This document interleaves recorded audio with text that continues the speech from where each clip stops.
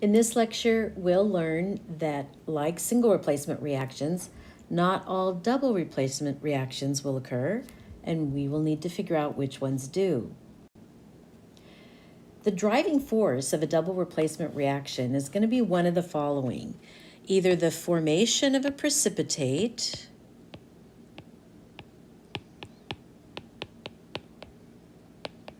and that's just a solid. So precipitate's a term we use in chemistry when two solutions mix together and one of the products is a solid. The solid is the precipitate. We're going to use the solubility rules to decide if a solid is formed in a double replacement reaction. The other option is the formation of water, and that's going to happen anytime an acid reacts with a hydroxide compound, essentially a base. And then the third one would be the formation of an insoluble gas, and we're going to use the common gases chart to identify those. As you're already familiar with, if there's no reaction, we're going to use the notation NR. Let's take a look at these solubility rules, and these take time with practice. You can't just look at them once and then figure you'll know how to use them on the test, so be sure that you refer to them over and over. These will be given on the test. All of these are given on the test, so don't worry about trying to memorize these. When we talk about a formation of a solid, we're going to be talking about an ionic solid.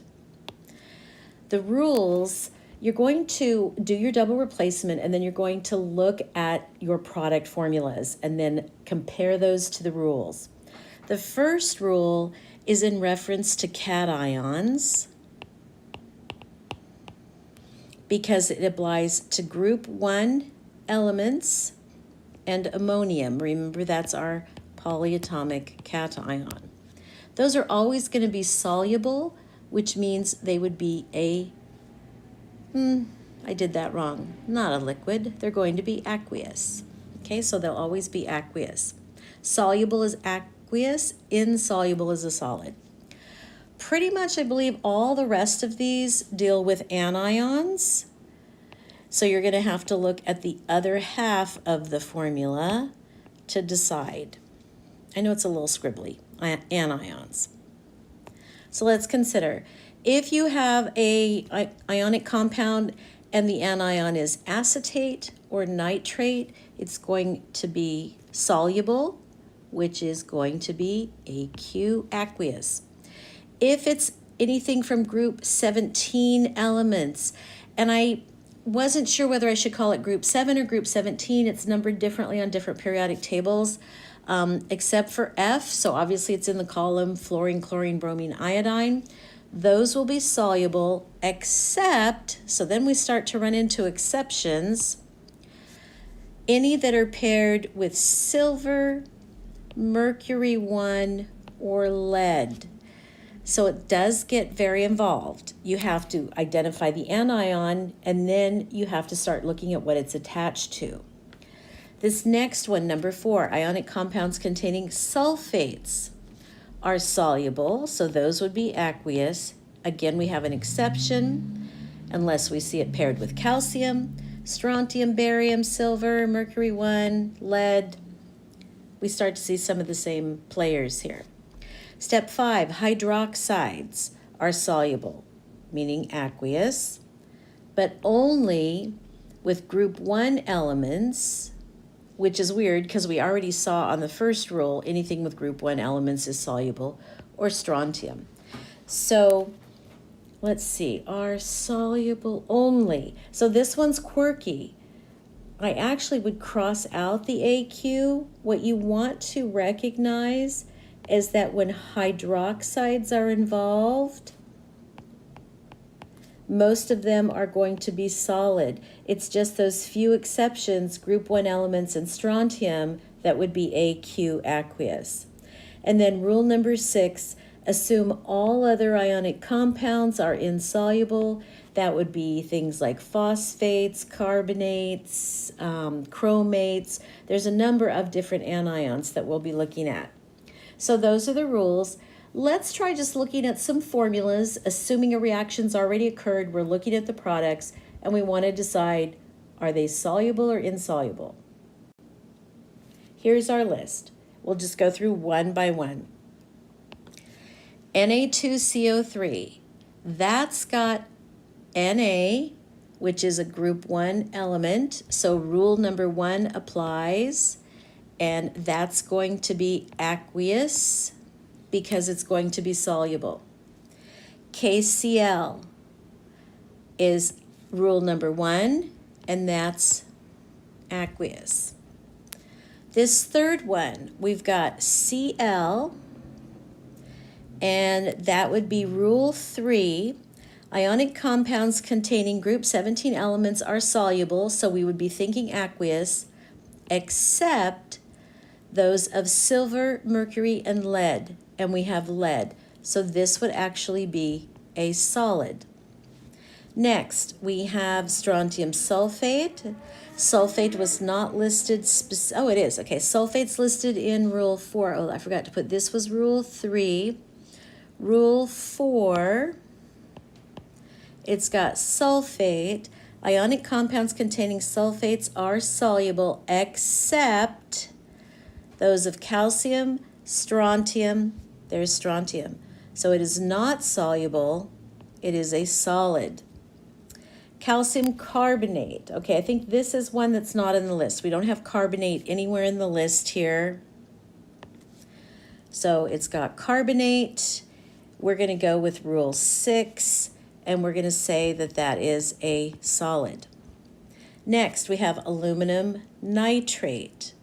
Aluminum nitrate. So nitrate is rule number 2. Nitrates are soluble, so this is aqueous. Next, we have hydroxide.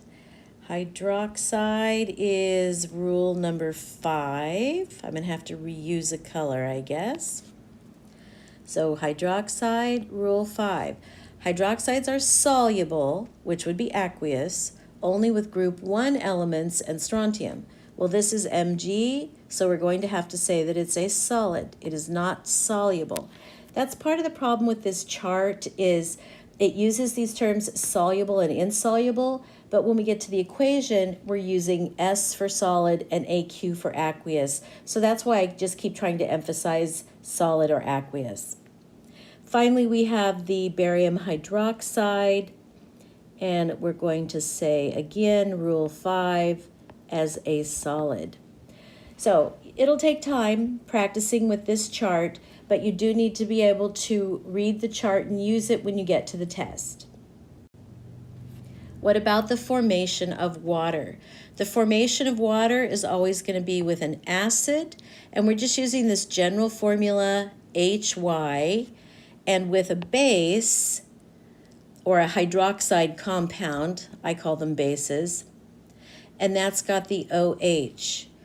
When that happens, we always get water as a liquid. Now you can write water as H2O, but I mentioned in our last unit that when we got to unit 3, a lot of us would start looking at the formula of water as HOH. And let's see why when we do this balanced equation. So let me just make some room here. Take this off, go back. There. All right, we've got a double replacement. So we have AB plus CD. I know I'm going to get AD plus CB. So on this side, I'm going to get HOH. And we're going to get NaCl. Then we would have to decide state of matter. Water is a liquid. And we know that this NaCl is going to be aqueous because it's an ionic compound that's in a solution. Ionic compounds love to dissolve and be aqueous, except when we see them on the solubility rules forming a solid. So because it has water, we know this is a double replacement reaction that will occur. We would not put NR. The last one is we might get a double replacement reaction if a gas is formed. And we're always going to be starting with 2 aqueous solutions. So the that's only four. The four gases that you need to know is if we have some compound, some ionic compound made with sulfide, 2-. So this could have been written X2S if it was with a 1+ ion. Anyway, the H and the S are going to give us dihydrogen, excuse me, I did a little typo there. Erase that. Oh, I'm so used to writing water, right? Okay. Oops. Oh, I've lost my pen. H2S, hydrogen, dihydrogen sulfide. It is a gas. Now, we have seen it when it's aqueous, and we're used to calling it hydrosulfuric acid. But now that we're looking at the double replacement reactions, we do find that actually it would be produced as a gas in a double replacement reaction. The other product will be an ionic compound, and in this case it would be made with the X and Y, the cation from the sulfide compound and the anion from the acid. The next one, we've got something with cyanide pairing with acid, and we're going to get the gas of hydrogen cyanide. Again, you're used to seeing it aqueous, when it would be hydrocyanic acid, but we find it's actually produced as a gas. The other product being an ionic compound. The next one, anytime we have something with carbonate and an acid, anytime carbonate reacts with an acid, it makes CO2 gas. It also makes water, and we get an ionic compound. So we're actually going to get three products when we see something with carbonate and an acid. The last one you need to know is with ammonium, and that's going to make ammonia, kind of a really strong gas. If you've ever smelled ammonia, it's in a lot of cleaning products. That's also going to make water and an ionic compound. So these last two are going to give you three products. And we'll see it's because, I wish I could fix my pen here. When we have a double replacement, XCO3 and HY, the double replacement gives us H2CO3 and XY. But the H2CO3 is very unstable, and it breaks down to give us the CO2 and the H2O, and that's always, always, always what happens. So you can go directly from the reactants to all of those products, or you can start here with the H2CO3 and break it apart further. In the second part of Lecture 3, you're going to have a chance to practice with these different options of what can be formed in a double replacement.